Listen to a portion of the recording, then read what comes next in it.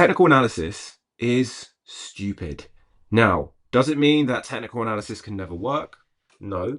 But the way that most people get this wrong is one of the biggest reasons why they will waste 4 or 5 years learning to trade and then probably giving up versus whether they actually make some headway. Because what happens for most people is they'll learn a system. Let's say they start with something simple like break and retest.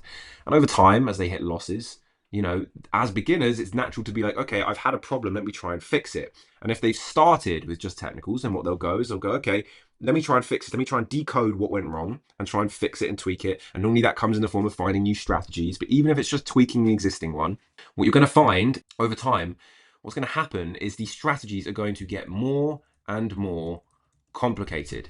And the problem is that our brains think that if we face a problem, instinctively, if we face a problem and what we've tried doesn't work, then in order to fix the problem, we need to be more sophisticated. We need to have things more complicated. And over time, what will happen is as things get more complicated, people get more and more upset and frustrated and struggle to stick with their system because it's so mentally taxing trying to actually remember how everything works and follow every rule and basically try and merge yourself into a robot. And the truth is a couple of things that go wrong with this. Number one, psychologically, obviously. So psychologically, bad. But the second one is it also misses the point completely. So specifically, it misses the point of how the markets work. And it all comes back down to this word, right? Which is decode. I'm trying to figure out the markets and decode them and create this great system and do all this sort of stuff. And everyone, whether subconsciously or consciously in the beginning, is trying to do this. Like everyone is trying to do this. We're all trying to fix the problem of trading. But the problem is, and people who have been trading for a while will understand this, fixing the problem is not done in the way that you think it is. Because technical analysis, the fundamental assumption, right, is that technical analysis in some way or another predicts the future. If technical analysis didn't at all, then no one would bother technically trading. No one would even bother trying to use it whatsoever. So in order to really understand this, we need to just zoom out slightly to understand how, in fact, let me just show you because it will make more sense. Let's say we have a scientist over here, Jimmy. Jimmy is a really happy scientist, good guy, and he is trying to test which of these 5 ingredients is reacting with the water and causing it to bubble. He knows it's one of these 5. So what does he do? He gets a beaker of water and he starts putting the ingredients in. So he puts 1 in at a time, removes it, no reaction. Changes the water just in case there's residue from this ingredient or whatever that could alter the effect, obviously. Anyway, he puts all of these 5 in, and then it's not until this 5th one over here that everything starts bubbling up and he makes the conclusion of, okay, I think it's this one. I think it's this ingredient. That would make the most sense, right? And then assuming he can repeat that experiment, meaning the results don't change every single time, and one time it's this ingredient, the next time it's this ingredient, the next time it's that one. As long as it's repeatable, then he can make a clear, concrete conclusion because he's working with a fixed, stable environment, meaning, the properties of water aren't going to change. They're still going to be there. The ingredient is still the ingredient. The jug or the beaker is still the same. And because those things are all staying the same, he can make fair conclusions about, okay, when this happens, this happens. This is the key problem. Because if you try and then do this, basically decode, which is a form of trying to make something a science with technical analysis, you're doomed. You're setting yourself up for failure before you've even started. Why? Because of this part of the equation.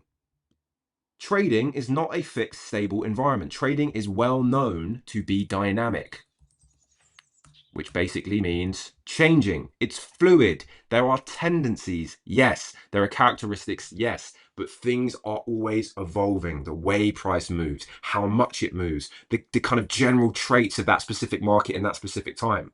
And when you're just trying to analyze technicals, so basically the end product of the whole cycle. So typically we have fundamentals, which lead into price. Well, you could say lead into characteristics that lead into price. When you are just so focused here, you're always reacting. Now, that's not to say that that's a bad thing, but it does tend to mean that people go on this journey, more and more complicated, and then they make the second wrong conclusion. It's not technically a wrong conclusion, but it's just an incomplete conclusion. They say to themselves, fuck this complexity. I want simplicity, right? At face value, this is a fair, natural thing. Everyone thinks this at some point. If you've been trading for any amount of time, you're fed up with things being complicated. It's human to be like, I want something simple, obviously. The problem is that people then think, okay, yeah, that's great, but I'm just going to go after simplicity. I'm going to go from my complex system to simplicity, and then everything's great. This is just not enough. Why? Because all you've really done is here, this is very emotionally intense, right? A lot of cognitive load, understanding, how do I do this? How do I piece it together? When you move over to simple, much less. It's very, very easy to execute and you feel better. And people think that feeling or feeling better is progress. But then if you have gone down this path, and if you don't believe me, in fact, you shouldn't believe me, just go and try this for yourself. Go and find the simplest strategy you can. Like so simple, it's literally one rule, right? Execute on it. See how you get on. Because I guarantee you, if you're doing things if you're doing things correctly, you'll probably be break even, assuming your risk management is okay. You'll probably be break even, maybe a slight loss, maybe very slightly profitable. And the reason for that is simple, ironically. Simplicity isn't enough. Yes, you may want things to be simple, but that's great. Market doesn't give a shit what you want. Yes, keeping things simple is good, but you need to still have something that actually works. People are obsessed with the idea of simplicity. And by the way, it's the same reason that people bother with technical analysis in the first place. Why do you think technical analysis became popular? Like, really think about it. Why did it become popular? People don't want to do what was traditionally associated with trading. Fundamental analysis. They don't want to go through, like, they imagine going through all these numbers and, like, you know, financial statements and all this sort of stuff. People don't want to do that. And so it's a much easier sell to be like, yeah, just learn how to draw shit on a chart. Now, am I saying that technical analysis has no use? It absolutely does have a use. I use technical analysis to time my fundamental biases. That for me is where the biggest edge has ever come from. You can be a technical only trader, but you really need to understand where the actual edge is coming from. And this is the key. If you take nothing else away from this, this is the key. If you can't answer the following question, I can guarantee you, like guarantee, that you will not make money trading.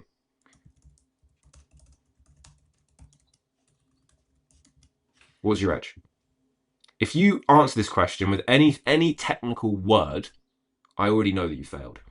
If you start saying shit like, oh, well, my edge is when market structure does this and then that does this and then this does that, those are just tools. I don't care whether you are really sold on the idea that, oh, I'm buying when there's a really sweet like liquidity sweep and then, like, you know, smart money steps in and yada yada, or whether you just do a break and retest, or whether you do some, you know, fancy Fibonacci 360 whatever, or hyper complicated Wyckoff mapping or whatever. Don't care. At the end of the day, they are different layers of complexity around the exact same thing. Price is price. Price goes up, price goes down, price goes sideways. That's it. And so if you start answering this question with technicals, I know that you are on the wrong path. Okay, so what does that mean then? Where do actual edges come from? Well, edges come from two places. As we've discussed, we have fundamentals, obviously. Everyone knows instinctively that fundamentals are influencing prices. Prices aren't just moving for the sake of it, obviously. But then, obviously, most people don't want to do fundamentals. I completely understand that. So then we've got, okay, well, characteristics. And really what a characteristic is it's what is the tendency of reactions likely to be to the fundamentals. So even if you don't look at the fundamentals, yes, you're still reacting, but there are certain principles that have been proven time and time again. Yes, it's not going to be as good, but it's better than nothing. Characteristics would be something like volatility clustering. So that's the idea that the way that prices have been moving very, very recently is more likely than not to continue in that way in the near future, which in and of itself can produce a very small edge. But that's not an edge in technical analysis. This is the mistake people make. That's an edge in the characteristic of price. That edge, volatility can be clustering together, can be displayed in any one of these and a million other technical strategies. So if anyone's out there saying or trying to convince you, and be conscious of this, when you watch a video from me or anybody else, and they're taking you down the kind of rose gold path of like, okay, look, you've got to understand that, I don't know, that your orders are going to get stopped out, and therefore, like, it's about liquidity sweeps and this and that, and whatever fucking bullshit that they wrap their fancy little, you know, system up in. Like, you've really got to understand that they are deliberately painting somebody else as the bad guy in order to make their solutions seem better. But the fact they're doing that means one of two things. They are misleading you, number one, so they know what they're doing it anyway. Or number two, they're just ignorant, right? Doesn't mean they're stupid, like there's tons of misinformation out there, it's understandable. But they are ignorant to what's really going on because the markets aren't moving based off of that. And so really you need to be able to answer, okay, what is the fundamental process, or what is the characteristic of price? And the great thing is, by the way, is that characteristics can be proven. They have been proven. You've got decades of very, very, very good like studies and all this sorts of stuff where people have actually gone out and proven various characteristics of specific markets. You can go and you can find them, even asking ChatGPT to go and research them for you. Find them. It's very easy to find them. That's what an edge is built based off of. Not like, oh, is this the right like setting on like an RSI, or is like this line drawn correctly? Like ask yourself, and if you've got any amount of experience in trading, right? Ask yourself if that's really what you feel 100% comfortable with. Some people do, and that's fine. I was technical only for a long time, but I also understood this difference between characteristics and tools. And the reason for this, by the way, is because all of these things are just tools to express the same thing, right? Which is this. Is price going to go up or is it going to go down? And then timing it. It's all about timing. Whichever one of these you use, it's all giving you the different way of doing the exact same thing. And so if that's the case, why would you obsess about which one of those is the best when you haven't even done the main thing, which is the big thing of all of this, which is environment selection? In other words, can you tell whether a market's going to go up more likely than not, or down more likely than not, or sideways? If you can't answer that question, it doesn't matter what technical system that you learn, how many additions to it or complications you add. I'm telling you right now, it will eventually stop working. It may work for a bit, but when the market conditions change, which they will, eventually, you'll give back everything, if not more. And so I think people really underestimate this. And by the way, you could do well for a year, sometimes 2 years, but if you really want to be in this game for the long run, you've got to understand the market doesn't move in the same ways at the same times. Even if we just look at the macro perspective and look at, if we use the stock market, the S&P 500 will, over time look like this if we look at it on like a monthly chart, right? However, within this, there'll be bear markets, just pullbacks, and that's going to ripple throughout the whole stock market. But it's also kind of influences on FX and all these other things as well, or depending on what the regulatory kind of policies are at that point in time. That's going to have huge impacts on how different currencies move, or how they interact with each other, or what markets are likely to go and do what, or how aggressive those moves are going to be.